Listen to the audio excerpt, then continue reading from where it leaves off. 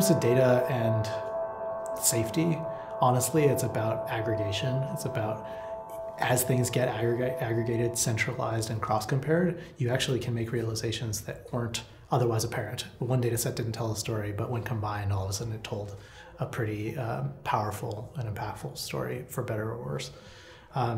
So I think kind of open source and transparency are good ways to start at least understanding what's being collected, how's it being handled.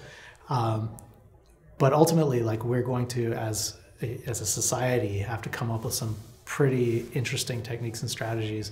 I mean, we just had this Equifax breach. Like, what's that going to do to Social Security?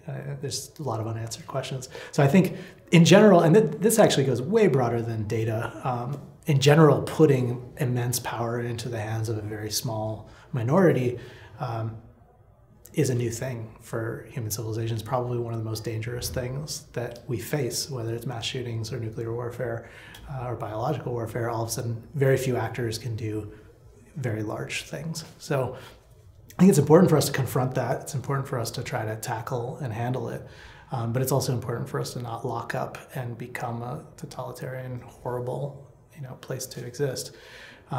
So again, I optimistically come back to some of these ideas of data visualization, transparency, to have a discourse and to try to, I think the other thing we're going to struggle with is discourse, and human discourse takes place at glacial speed as compared to, a neural net spinning up a way to spin past everything. So it's easy to go dystopic pretty quickly, but there are also a lot of really practical realities. Those machine learning algorithms are running on hardware that exists in a box somewhere that somebody's controlling and managing.